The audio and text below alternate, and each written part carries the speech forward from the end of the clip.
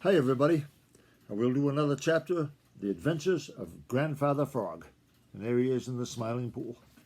First, hello to Jackson, Matthew, Marjorie, and Emma, all here in Maine, Malia and Lucas in Missouri, Kai Ming and Ru Kai in Washington State, Hope here in Maine, Dylan in Maine, Lucas in Maine, Leslie and Mary over in England, Ezzy and Indy in Oklahoma, Kayla here in Maine, Sylvia, Macy, and Lillian in Maine, Happer and Judson in Maine, Caden and Xander here in Maine, Evangeline and Isaac in Rhode Island, and Mabel in the country of China in the Far East, and Oliver, Madeline, and Wyatt out west.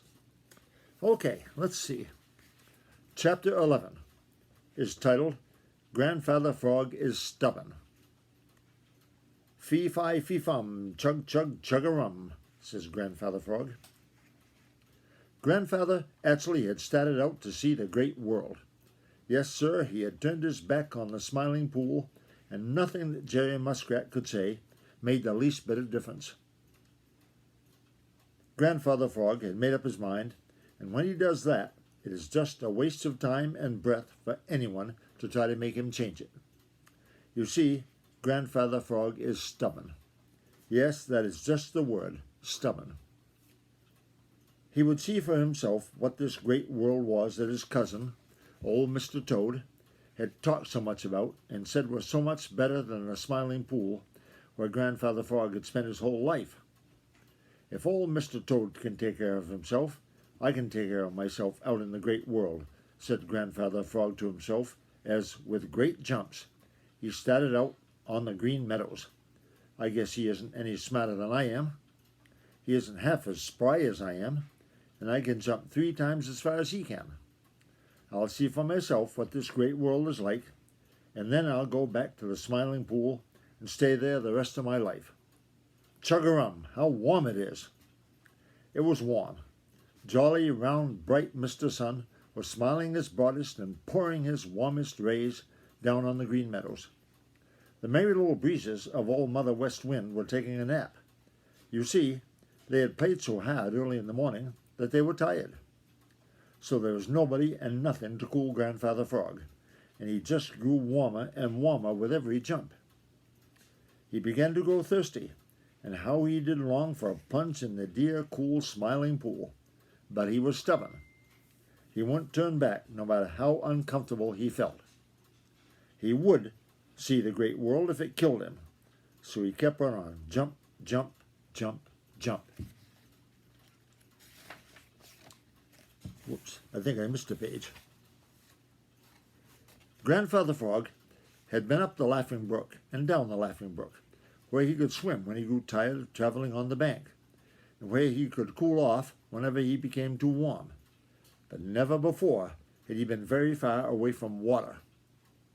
And he found this a very different matter. At first he had made great jumps, for that is what his long legs were given him for. But the long grass bothered him, and after a while the jumps grew shorter and shorter and shorter. And with every jump he puffed and presently began to grunt. You see, he never before had made more than a few jumps at a time without resting, and his legs grew tired in a very little while.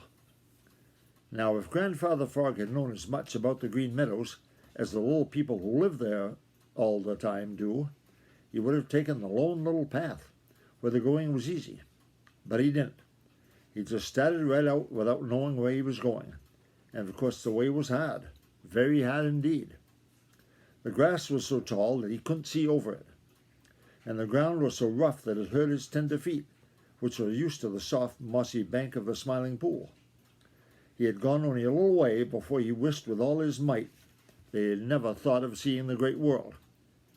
But he had said he was going to, and he would, so he kept right on. Jump, jump, rest, jump, jump, rest, jump, and then a long rest. It was during one of these rests that he heard footsteps, and then a dreadful sound that made the cold chills run all over him. Sniff, sniff!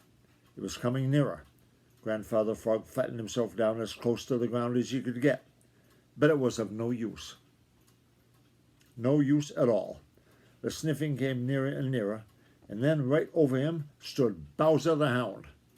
Bowser looked just as surprised as he felt. He put out one paw and turned Grandfather Frog over on his back. Grandfather Frog struggled to his feet and made 2 frightened jumps. "Bow wow!" cried Bowser, and rolled him over again. Bowser thought it was great fun, but Grandfather Frog thought that his last day had come. That's the end of chapter 11. I'll see you next time, everybody. Bye-bye.